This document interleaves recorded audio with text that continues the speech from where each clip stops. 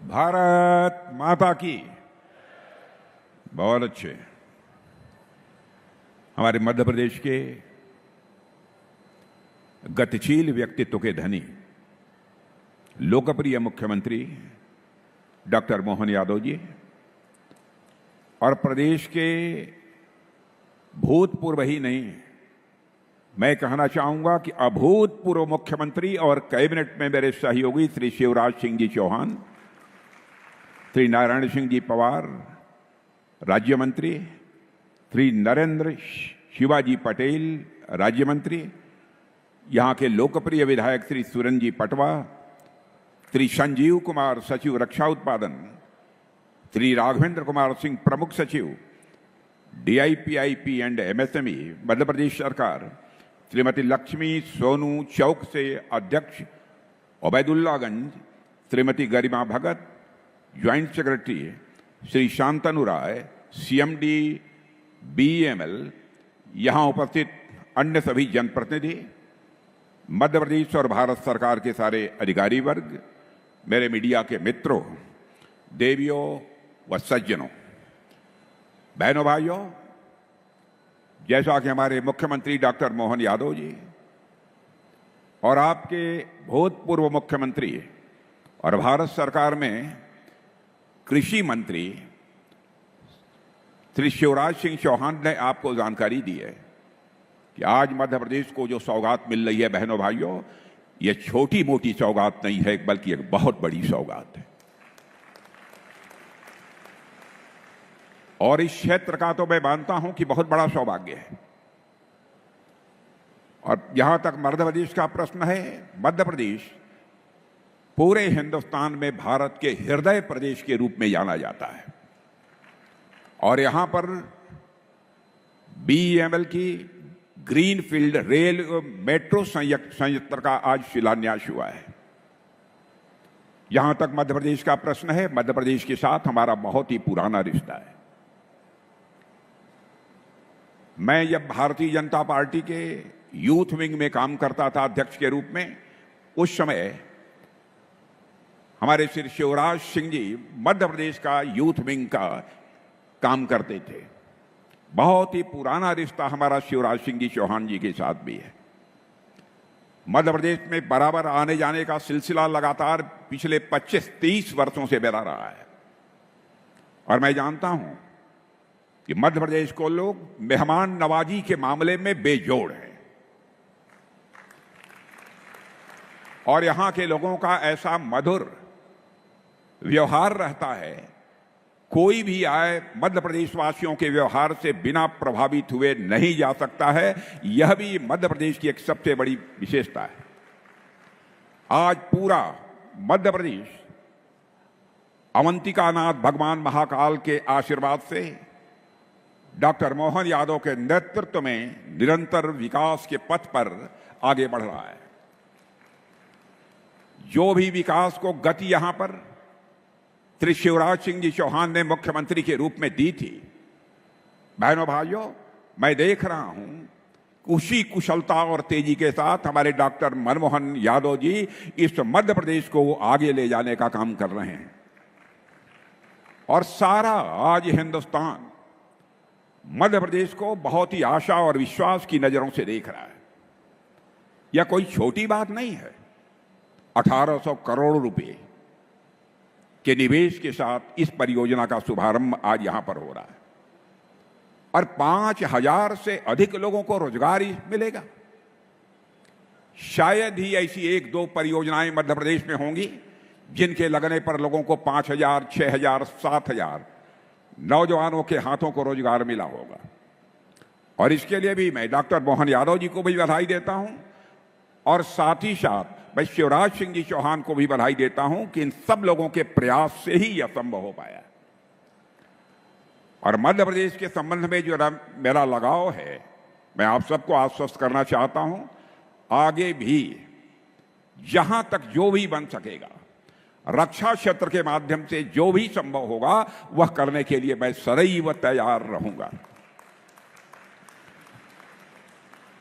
और आज मैं देख रहा हूं कि हमारे डॉक्टर मोहन यादव जी हमारे शिवराज सिंह चौहान की जो एक लंबी विरासत थी, 18 वर्षों की थी ना, 18 वर्षों की, 18 वर्षों की विरासत को तेजी के साथ आगे बढ़ाने का काम कर रहे हैं।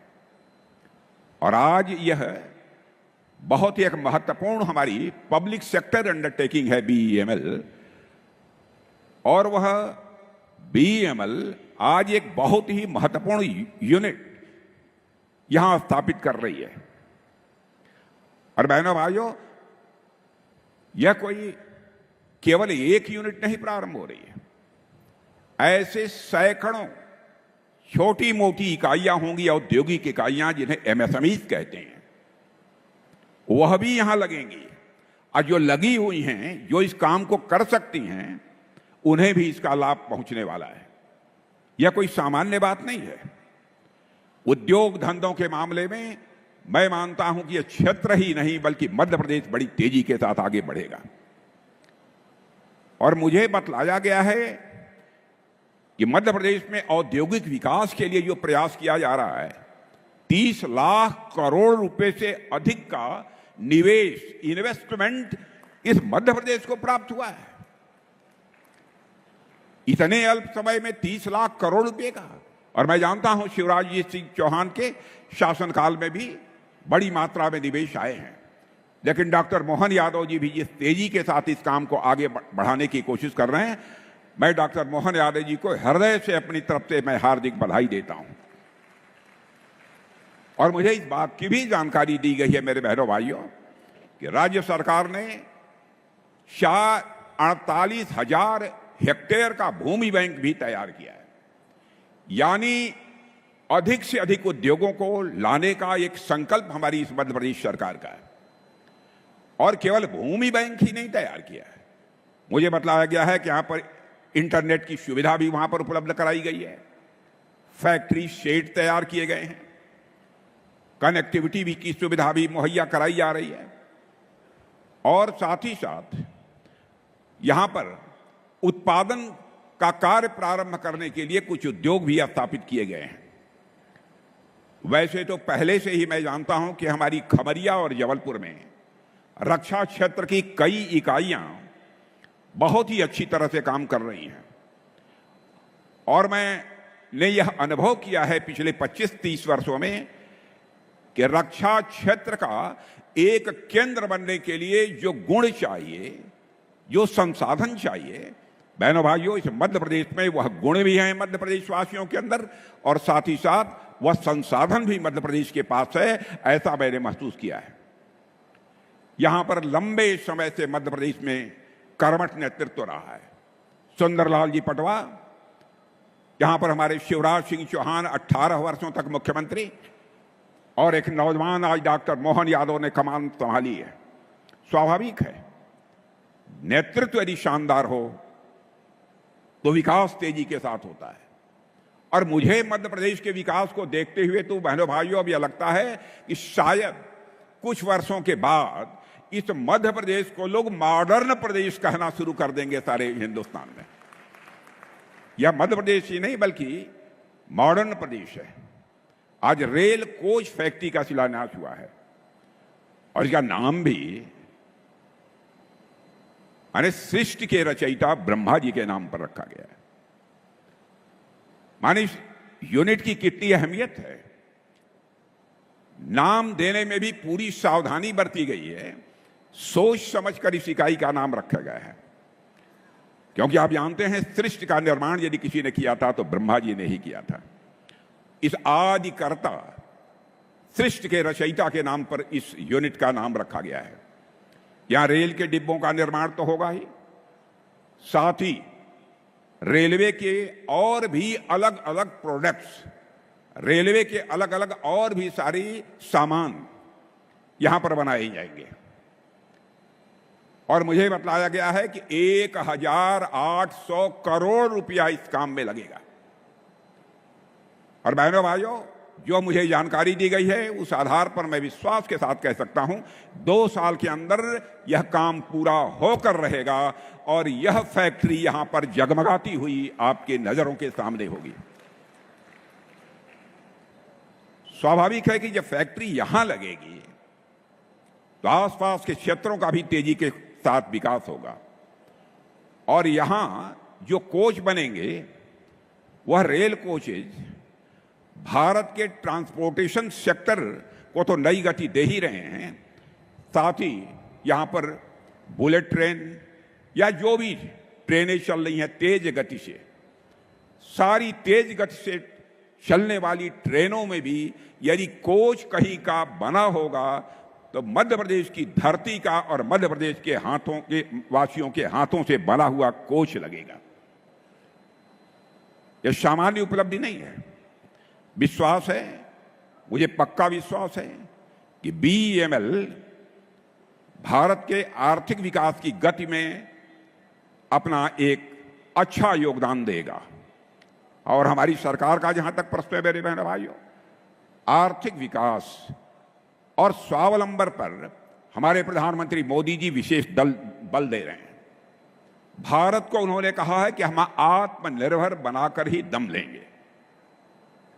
पहले आपने देखा होगा कि अधिकांश बड़ी बड़ी मशीनें, बड़े बड़े कलपुर्जे दुनिया के दूसरे देशों में बनते थे, लेकिन हमारे प्रधानमंत्री ने करिश्माई काम किया है बहनों भाइयों, करिश्माई काम किया है। आज बड़ी बड़ी चीजें, बड़े बड़े प्लेटफॉर्म्स, बड़ी बड़ी मशीनें भारत की धरती पर तैयार हो रही हैं और भारतवासियों के हाथों से तैयार हो रही हैं। हम भारत में भी उसका उपयोग कर रहे हैं और दुनिया के दूसरे देशों को भी हम भेज रहे हैं। और जैसा शिवराज सिंह जी चौहान ने कहा है कि हमारी सरकार ने मोदी जी के नेतृत्व में कितना प्रभावी काम किया है।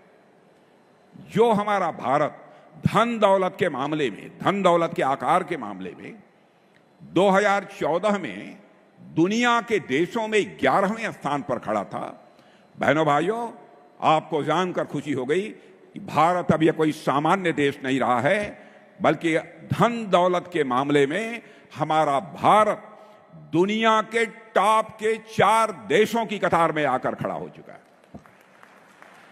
दुनिया के 4 देशों की कतार में आकर खड़ा हुआ है। और जितने भी बड़े देश हैं उनमें सबसे अधिक तेजी से आगे बढ़ने वाली अर्थव्यवस्था यदि किसी देश की है जो सबसे तेजी के साथ बढ़ रही है, लगभग 6.5% से अधिक दर से बढ़ रही है, तो हमारे और आपके देश या भारत की अर्थव्यवस्था सबसे तेजी के साथ आगे बढ़ रही है। और मैं फिर से दोहराना चाहता हूं, बड़े देश जितने भी हैं उनमें सर्वाधिक तेजी से आगे बढ़ने वाली अर्थव्यवस्था यदि कहीं की है तो हमारे भारत की है। भारत जब इतनी तेजी के साथ आगे बढ़ रहा है, इसका मतलब है देश आगे बढ़ रहा है तो हमारे देशवासी भी उसके साथ आगे बढ़ रहे हैं। यह हकीकत है, क्योंकि देशवासी यदि आगे नहीं बढ़ेंगे तो भारत आगे नहीं बढ़ सकता है। पहले दुनिया में जब हम कहते थे कि हम विश्व की सबसे बड़ी अर्थव्यवस्था बनेंगे तो लोग हमारा मजाक उड़ाते थे, हंसते थे। आज सारी दुनिया ने यह मान लिया है कि भारत दुनिया में सबसे तेजी के साथ मोदी जी के नेतृत्व में आगे बढ़ रहा है। बहनों भाइयों, इस हकीकत को सबने स्वीकार कर लिया है। और लोग कहते हैं अंग्रेजी में डैशिंग यानी दबंग, डायनेमिक यानी गतिशील अर्थव्यवस्था विश्व में दुनिया के किसी देश की है तो हमारे और आपके देश भारत की हो गई है। मेरे बहनों भाइयों, यह भी हम लोगों के लिए कम गौरव का एक विषय नहीं है। कुछ लोग हैं जो भारत के का विकास जितनी तेजी के साथ हो रहा है उन्हें रास नहीं आ रहा है, उन्हें अच्छा नहीं लग रहा है। सबके बास तो हम हैं, भारत कैसे इतनी तेजी के साथ बढ़ रहा है। और बहुतों के द्वारा यह कोशिश की जा रही है कुछ ऐसा किया जाए ताकि भारत में भारतवासियों के हाथों से जो चीजें तैयार होती हैं वह दुनिया के देशों में जाएं तो उन देशों में बनने वाली चीजों से वह महंगी हो जाएं, ताकि भारत की धरती पर भारतवासियों के हाथों से बनी हुई चीजें जब महंगी हो जाएंगी तो दुनिया के दोस्त को लोग उसे नहीं खरीदेंगे। यह कोशिश की जा रही है। लेकिन बहनों भाइयों, भारत जितनी तेजी के साथ आगे बढ़ रहा है, मैं पूरे विश्वास के साथ कहता हूं कि भारत को अब दुनिया की कोई ताकत विश्व की एक बड़ी शक्ति बनने से रोक नहीं सकती है। जहां तक रक्षा क्षेत्र का प्रश्न है, मेरे मित्रों, मैं कहना चाहता हूं रक्षा क्षेत्र की हमारी हालत यह थी डिफेंस की कि पहले प्राय हर चीजें दुनिया के दूसरे देशों में बनती थी, विदेशियों के द्वारा बनती थी, उन्हीं की पूंजी लगती थी, और हम लोग जब जरूरत पड़ती थी तो दुनिया के दूसरे देशों से जाकर चाहे कुछ भी हो, हवाई जहाज हो, हथियार हो, प्लेटफॉर्म्स हो, जो भी हो, सब कुछ हम दुनिया के दूसरे देशों से खरीदते थे।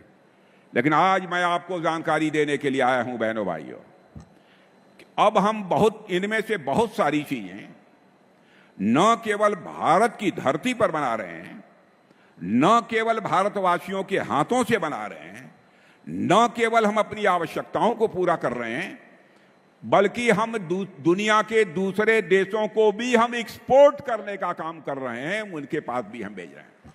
दुनिया के देश सब हमारे सामान को खरीदने का काम कर रहे हैं। जब मोदी जी पहली बार 2014 में प्रधानमंत्री बने थे तो उस समय भारत के डिफेंस आइटम, रक्षा उत्पाद की चीजें दुनिया के देशों को केवल 600 करोड़ रुपए की एक्सपोर्ट होती थी, माने जो दुनिया के दूसरे देशों के लोग खरीदते थे। बहनों भाइयों, आपको जानकर खुशी होगी अब हम 24,000 करोड़ से ज्यादा का डिफेंस आइटम अब एक्सपोर्ट कर रहे हैं। यह है भारत की ताकत, यह नए भारत का यह नया रक्षा क्षेत्र है। और निर्यात लगातार बढ़ रहा है। और मैं यहां के नौजवानों का करिश्मा बतलाना चाहता हूं। जो टेक्नोलॉजी होती है, जो हिंदी में तकनीक कहते हैं, यह तकनीक भी दुनिया के दूसरे देशों के नौजवान बनाते थे। अब बड़ी संख्या में हमारे देश के नौजवान वह सब सारी तकनीक बना रहे हैं, वह टेक्नोलॉजी बना रहे हैं, और उसी टेक्नोलॉजी का प्रयोग करके हम बहुत सारे अपने रक्षा से संबंधित हथियार, प्लेटफॉर्म्स, बम, तोप, गोले और मिसाइल बना रहे हैं। आपने देखा कि ऑपरेशन सिंदूर हुआ। शिवराज सिंह जी ने आपके सामने चर्चा की कि कैसे पहलगाम में कुछ आतंकवादियों ने आकर हमारे वहां पर्यटन के लिए गए कुछ निर्दोष नागरिकों की निर्मम हत्या कर दी थी। मेरे बहनों भाइयों, उन्होंने मान लिया था कि भारत शांत होकर बैठ जाएगा।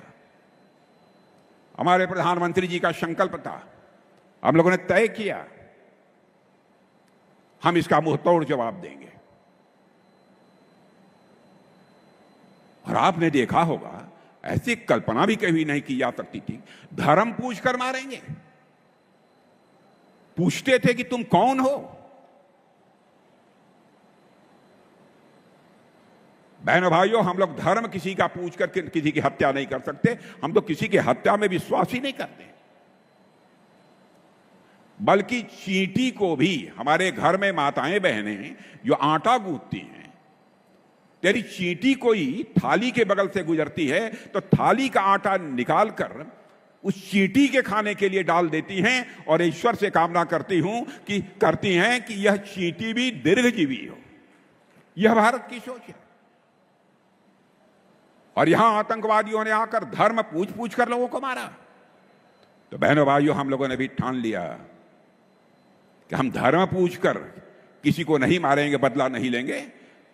हम उनका कर्म देखकर हम उनको मारेंगे बहनों भाइयों, और कर्म देखकर हम लोगों ने मारा। और हम लोगों ने माना कि यह भारत की आत्मा पर प्रहार किया है। और मैं आपको याद दिलाना चाहता हूं, जब सीता जी लंका में थी, रावण ने अपहरण किया था, तो उस समय यह हनुमान जी जब वहां पहुंचे और जब पूरी लंका की वाटिका में तोड़ फोड़ सब मचाई, और फिर जब सीता जी के पास पहुंचे तो सीता जी ने बड़ी विनम्रता से कहा कि हे हनुमान, ये आपने क्या किया? लंका में आपने इतनी तोड़फोड़ क्यों की? इतने लोगों को क्यों मारा? तो जानते हैं, बड़ी विनम्रता से बैठकर और हाथ जोड़कर हनुमान जी ने सीता जी से कहा, हे माते, जिन मोहि मारा तिन मोहि मारे। जिन्होंने हमको और हमारे लोगों को मारा था, हमने उन्हीं को मारा है। और बहनों भाइयों, मैं आपको रक्षा मंत्री होने के नाते भी स्पष्ट तौर पर बतलाना चाहता हूं, हमारे प्रधानमंत्री जी का भी संकल्प है भारत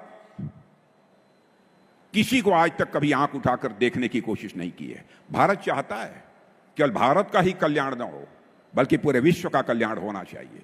और दुनिया का अकेला देश है भारत, जहां के ऋषियों और मनीषियों ने वसुधैव कुटुंबकम का संदेश दिया है। भारत की सीमा में ही नहीं, बल्कि पूरे विश्व की धरा पर रहने वाले जितने लोग हैं, सभी का कल्याण होना चाहिए। यह संदेश सारी दुनिया को, दुनिया के किसी एक देश से गया है तो केवल और केवल हमारे और आपके देश भारत से गया है। मेरे बहनों भाई, दुनिया के अन्य किसी देश से नहीं गया है, भारत से गया है। हम सभी का कल्याण चाहते हैं, लेकिन जैसा शिवराज जी ने कहा,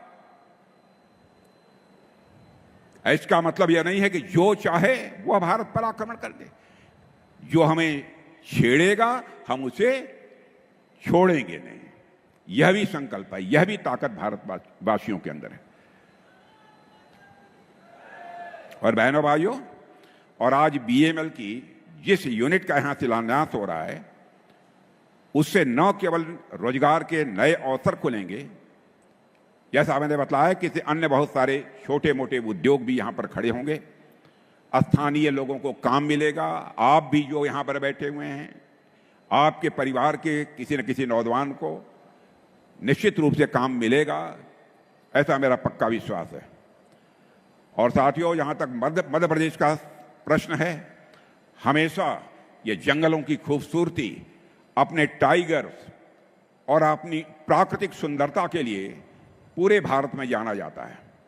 मैं समझता हूं कि जिस प्रकार से यहां पर उद्योग स्थापित किए जा रहे हैं और जिस प्रकार से यहां के मुख्यमंत्री ने लैंड बैंक तैयार किया है, यह केवल मध्य प्रदेश अपनी सुंदरता के लिए नहीं जाना जाएगा, बल्कि यह मध्य प्रदेश अपने औद्योगिक विकास के लिए भी जाना जाएगा, ऐसा मेरा पक्का विश्वास है। लेकिन साथ ही हमको ध्यान देना होगा, पर्यावरण और विकास, इन दोनों का संतुलन बनाकर चलना होगा। जहां जहां पर भी हमारे उद्योग लग रहे हैं, हम लोगों की पूरी कोशिश रहती है पर्यावरण किसी भी सूरत में ज्यादा प्रदूषित न होने पाए, इसकी भी हम लोग सावधानी बरतते हैं। और मैं साथियों, बीईएमएल रक्षा जरूरतों के लिए और आम आदमी की जरूरतों के लिए दोनों ही क्षेत्रों में बेहतरीन काम कर रहा है। और यहां बीईएमएल के सीएमडी शांतनु राय हैं, उनकी और उनके पूरे टीम की मैं दिल से सराहना करना चाहता हूं। और मैं उनसे यह भी कहूंगा कि और नई नई टेक्नोलॉजी के लिए काम करें। बीईएमएल में भी रिसर्च और डेवलपमेंट का सिलसिला भी प्रारंभ किया जाना चाहिए। और मुझे विश्वास है कि मध्य प्रदेश अब ऐसे ही विकास के पथ पर तेजी से आगे बढ़ता रहेगा। और मेरा विश्वास है कि मध्य प्रदेश का यह औद्योगिक विकास भारत को नई औद्योगिक ऊंचाइयों पर ले जाने में सहायक होगा, ऐसा मेरा पक्का विश्वास है।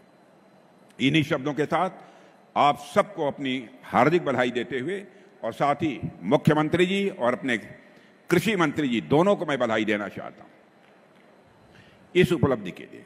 इन्हीं शब्दों के साथ आप सभी को धन्यवाद देते हुए अपना निवेदन समाप्त करता हूं। आप सबको धन्यवाद, बहुत बहुत धन्यवाद।